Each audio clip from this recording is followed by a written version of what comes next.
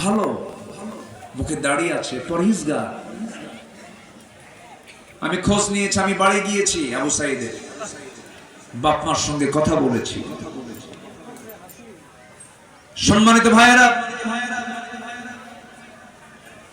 যদি কেউ এই যে আজকের শুক্রবারে যদি কেউ মারা যায় সে শহীদ, যদি ঈমান থাকে। আগুনে পুড়ে মারা গেলে শহীদ, বিদ্যুৎ স্পৃষ্ট হয়ে মারা গেলে শহীদ, পানিতে ডুবে মারা গেলে শহীদ। তাহলে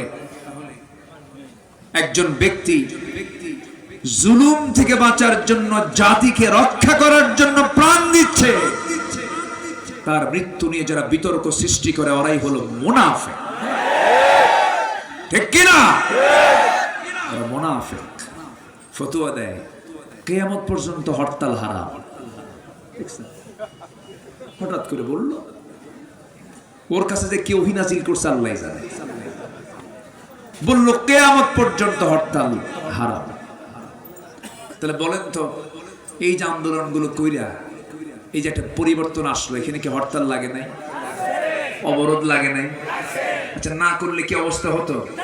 যে ফতোয়া দিল হারাম, ও এখন কই যাবে? এখন তো আরাম পাচ্ছে। আমার দেশে কিছু ফতুয়াবাজ আছে, কিছু ফতুয়া সন্ত্রাসী আছে, ওরা শুধু হারাম খোঁজে। এটা হারাম, ওটা হারাম, ওটা হারাম। ওদের কিতাবের নামই আছে একটা কিতাবুল হারাম।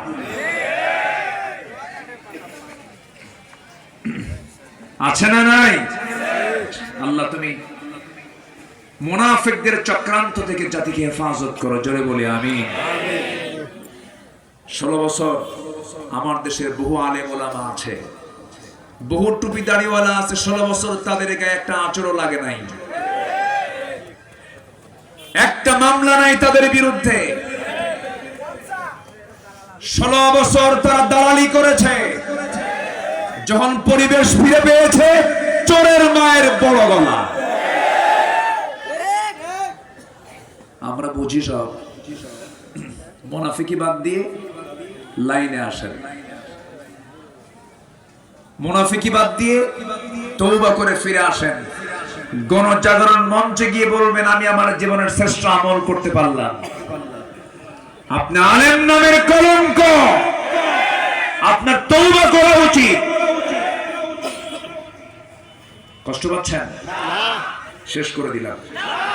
একটু জিকির করি লা ইলাহা ইল্লাল্লাহ,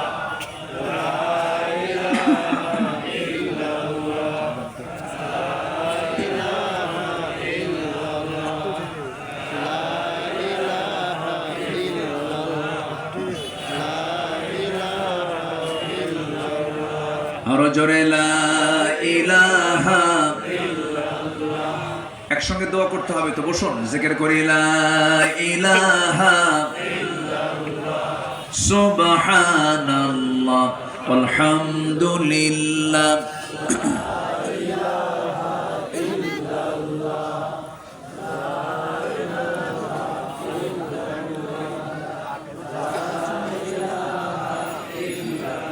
আমি কিন্তু যেতে বলিনি, আমাকে না বলেই যাচ্ছেন।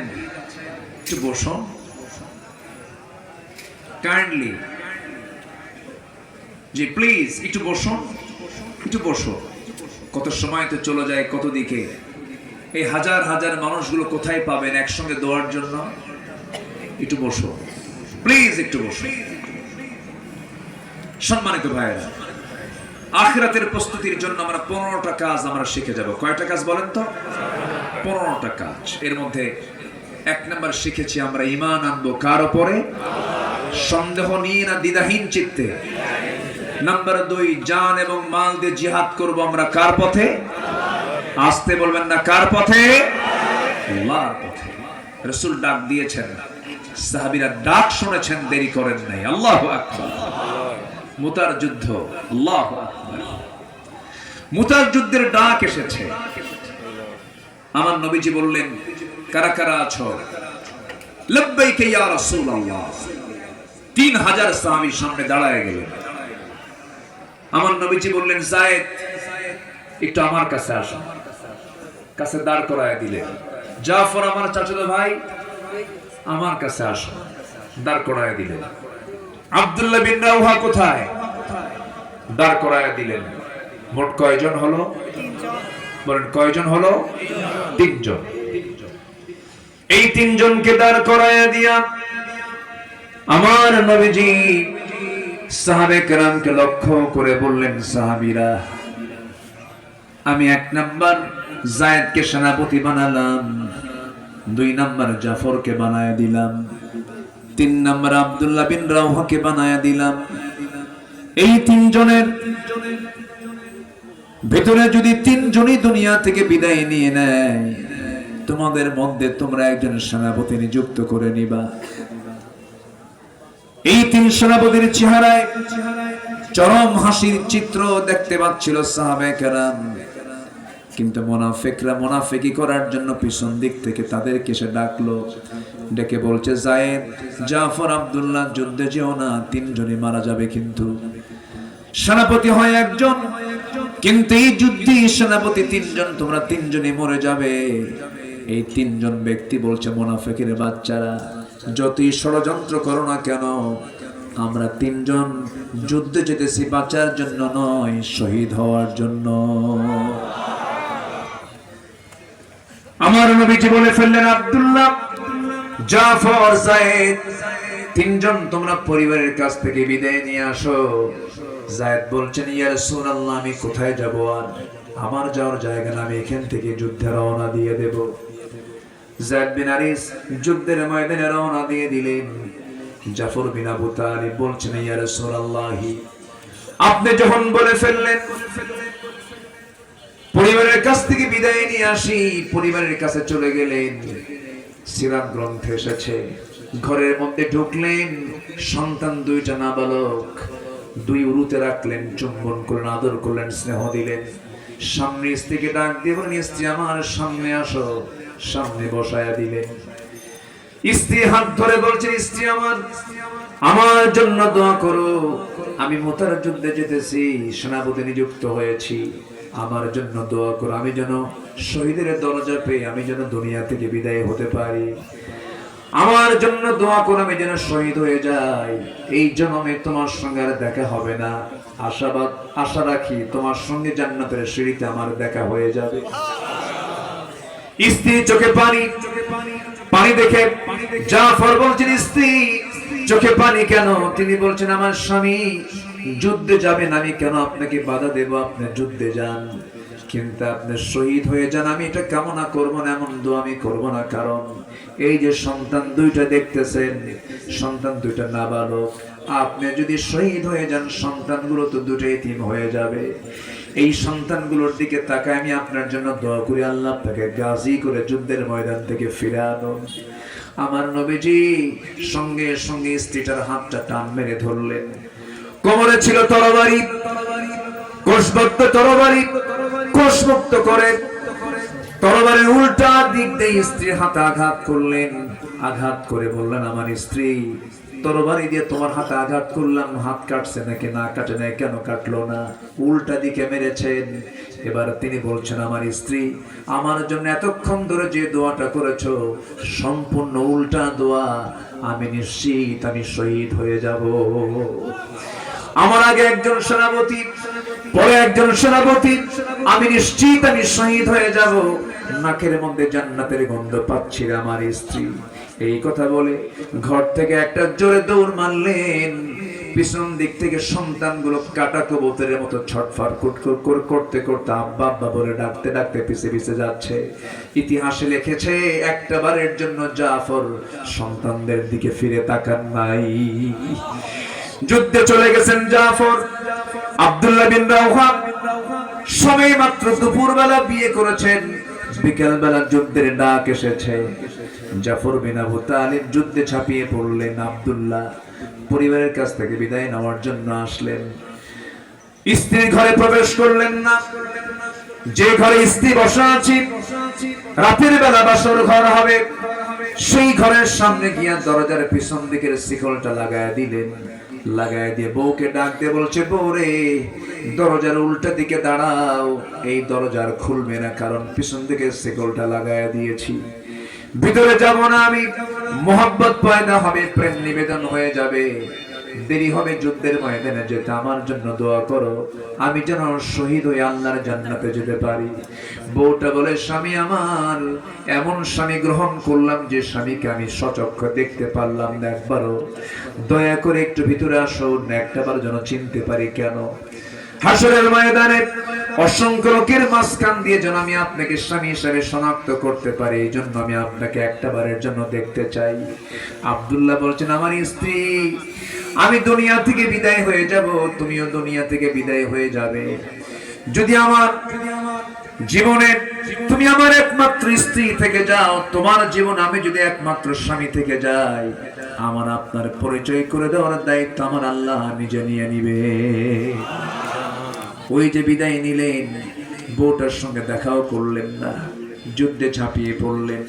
1 নম্বর সেনাপতি শহীদ হলেন, 2 নম্বর সেনাপতি শহীদ হলেন, 3 নম্বর সেনাপতিও শহীদ হয়ে গেছেন। কাফেররা তার ডান হাতে মেরে দিয়েছে আঘাত, কালিমার ঝান্ডা বাম হাতে নিয়েছেন, বাম হাতে আঘাত করেছে, 2 হাতের কর্তৃত অংশ দিয়া কোন মতো কালিমার ঝান্ডা মুখের মধ্যে তুলে নিয়েছেন। কাফেররা তার মাথায় আঘাত করেছে, গর্দান বরাবর আঘাত করেছে, মস্তক ছিটকে পড়ে গেছে।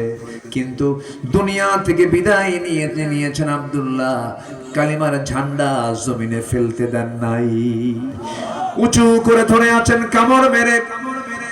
পরবর্তী সেনাপতি 4 নম্বর সেনাপতি খালিদ সাইফুল্লাহ খালিদ বিন ওয়ালিদ রাদিয়াল্লাহু তাআলা দূর থেকে লক্ষ্য করছেন কালিমার ঝান্ডা কে যেন ধরে আছে।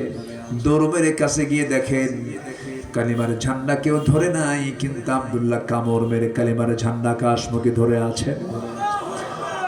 সামনে গেলেন, কালিমার ঝান্ডা হাতের মধ্যে নেন, এমন শক্ত করে কামড় মেরে ধরে আছেন, মাথা সহ চলে আসে, কানের মধ্যে মুখ ঢুকায় বলছেন, ভাই আব্দুল্লাহ, আমি খালিদ বিন ওয়ালিদ, আমি 4র্থ নম্বর সেনাপতি, আমি কালিমার ঝান্ডা হাতের মধ্যে নিতে এসেছি। মুখটা ফাঁকা হয়ে গেছে, কালিমার ঝান্ডা হাতের মধ্যে নিলেন।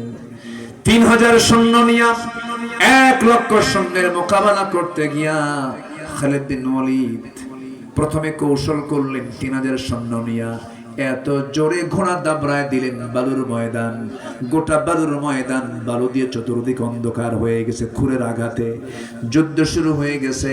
সেই যুদ্ধে খালিদ বিন ওয়ালিদ তিনি একাই, 1টা নয় 2টা নয় 8টা তরবারি ভেঙে চুরমার করেছে। যুদ্ধে বিজয়ে চলে এলো খালিদ বিন ওয়ালিদ, কালিমার ঝান্ডা বিজয়ী বেশে মদিনার দিকে রওনা করলেন। নবীর সামনে দাঁড়িয়ে গেছেন, নবী আমার কান্দেন, কলিজার টুকরা জায়েদ নাই। জায়েদের বাড়িতে গিয়ে বলছে, ওসামার মা, আমার জায়েদ তো দুনিয়া থেকে বিদায় নিয়েছে, আমি নিজের চোখে দেখতে পাচ্ছি আমার জায়েদ বিন হারিস জান্নাতের পাখি হয়ে জান্নাতের মধ্যে উড়ে বেড়াতেছে। চাচাতো ভাই জাফর বিন আবু তালিবের বাড়ির মধ্যে ঢুকলেন, কলিজার টুকরা সন্তান 2টা কোলের মধ্যে তুলে নিয়া চাচাতো ভাইয়ের বউকে লক্ষ্য করে বলছেন, ও জাফরের স্ত্রী, চিন্তা করো না, তোমার স্বামী আমি নিজের চোখে দেখতে পাচ্ছি জান্নাতের পাখি হয়ে জান্নাতের মধ্যে উড়ে বেড়াতেছে। সান্ত্বনা দিলেন। আমার নবীজির সামনে দাঁড়ানো খালিদ বিন ওয়ালিদ কালিমার ঝান্ডা বিজয়ী বেশে নবীর সামনে হাজির করলেন। আমার নবীজি দেখলেন, কিচ্ছু না বলে সবার আগে বললেন, ও খালিদ বিন ওয়ালিদ, যুদ্ধে জয় হয়েছে না পরাজয় হয়েছে, এই সংবাদ আমাকে জানানোর আগে আমাকে জানিয়ে দাও, আমার সাহাবীগুলো ঠিক মতো নামাজ আদায় করেছে কিনা। আল্লাহু আকবার বলে, জোরে বলি আল্লাহু আকবার। নামাজের গুরুত্ব আছে না নাই? আল্লাহ সবচেয়ে বেশি রেগে যান নামাজ ছাড়লে পরে, আল্লাহ সবচেয়ে বেশি রূঢ় হয়ে যান নামাজকে কেউ পরিত্যাগ করলে পরে। এবং ফাখালাফা মিন বা'দিহিম খালফুন আদাউস সালাহ ওয়াত্তাবাউশ শাহাওয়াতি ফাসাওফা ইয়ালকাউনা গায়্যা, যারা নামাজ নষ্ট করবে আল্লাহ তাআলা বলছেন আমি তাদেরকে শুধু জাহান্নাম নয়, জাহান্নামের ভিতরে জাহান্নামের গর্তের মধ্যে ঢুকায়া ছাড়ব। নাউযুবিল্লাহ বলেন। সবাইকে 5 ওয়াক্ত নামাজ পড়তে রাজি আছি? কারা কারা একটু হাত তুলে দেখেন তো দেখি, জোরে বলি ইয়া আল্লাহ, ইয়া রহমান, আমাদেরকে 5 ওয়াক্ত সালাত আদায় করার তৌফিক তুমি আল্লাহ দিয়া দাও। জোরে বলি আমিন, আরো জোরে আমিন। আখিরাত